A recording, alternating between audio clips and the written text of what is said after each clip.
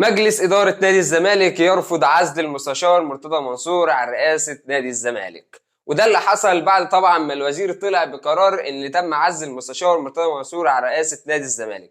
السلام عليكم ورحمة الله وبركاته، اهلا بكم حضراتكم. اتمنى من حضراتكم دلوقتي لو بتشوفوني على الفيسبوك تعملوا لي متابعة ولايك وكومنت، ولو بتشوفني على اليوتيوب تشترك في القناة وتعمل لايك وكومنت تشجيعا منك عشان اكمل لسه مبتدئ جديد.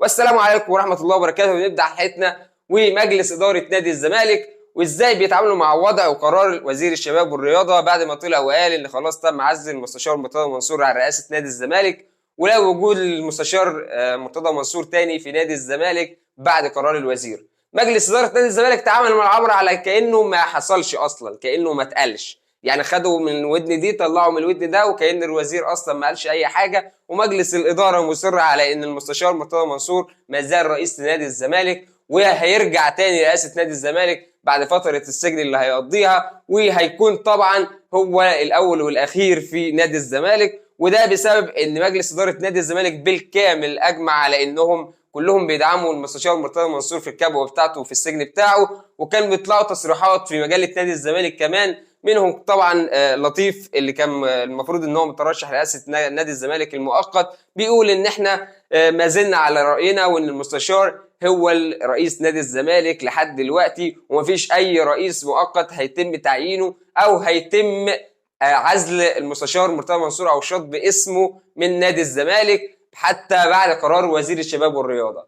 فانا عايز اقول لكم دلوقتي ان احنا بنتعامل مع الموضوع، او مجلس الزمالك مجلس اداره نادي الزمالك دلوقتي بيتعامل مع الموضوع على انه موضوع شخصي ملوش دعوه خالص بقرارات قانونيه، خاصه ان احنا عارفين الجمعيه العموميه قرارها بيقول ان لازم المستشار او لازم اي حد اداري او رئيس نادي تم سجنه يوم واحد بيتم عزله عن اداره النادي بالكامل. لكن الجمعيه العموميه طبعا ممكن يتغير قانونها، ممكن يتغير قانونها لصالح مجلس اداره نادي الزمالك، وده اللي احنا شايفينه دلوقتي، لان المجلس فعلا ما خدش بكلام الوزير ولا عمل بيه، كانك يا ابو زيد ما غسيت. فايه الموقف اللي هيحصل؟ الموقف اللي هيحصل دلوقتي ان هو واحد من الاثنين، ان وزير الشباب والرياضه هيطلع ببيان تاني وهيقول فض او حل مجلس اداره نادي الزمالك بالكامل، وده هيكون بقى تعيين مجلس جديد بالكامل، وساعتها وزير الشباب والرياضه هيتخذ القانون فعلا وهيتم عزل المستشار وباقي اعضاء المجلس بالكامل، وهتحصل انتخابات جديده وهيحصل رئيس جديد لنادي الزمالك واعضاء مجلس اداره جداد لنادي الزمالك. الحل الثاني ان وزير الشباب والرياضه مش هيتكلم في الموضوع تاني وخلاص، مجلس اداره نادي الزمالك هتصر على موقفها ومفيش اي حد هيتعزل، والمستشار هيرجع تاني بعد فتره السجن لنادي الزمالك. وطبعا مجله نادي الزمالك كلها بتدعم المستشار مرتضى منصور، حتى الناس اللي كانت مرشحه ان هي تكون رؤساء مؤقته لنادي الزمالك منهم مثلا لطيفه او وهدان، كلهم فخورين ان المستشار ما زال رئيس نادي الزمالك وهيرجع تاني لنادي الزمالك.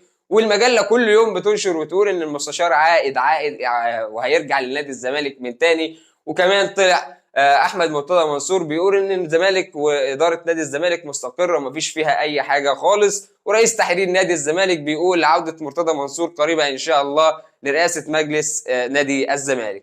فاتمنى من حضراتكم دلوقتي بعد ما سمعت الفيديو، سواء كنت اهلاوي او زملكاوي، تقول لي رايك وانت شايف ايه الوضع اللي ممكن يحصل في نادي الزمالك او مجلس اداره نادي الزمالك الفتره الجايه. وما تنساش بقى الاشتراك واللايك والكومنت. سلام عليكم.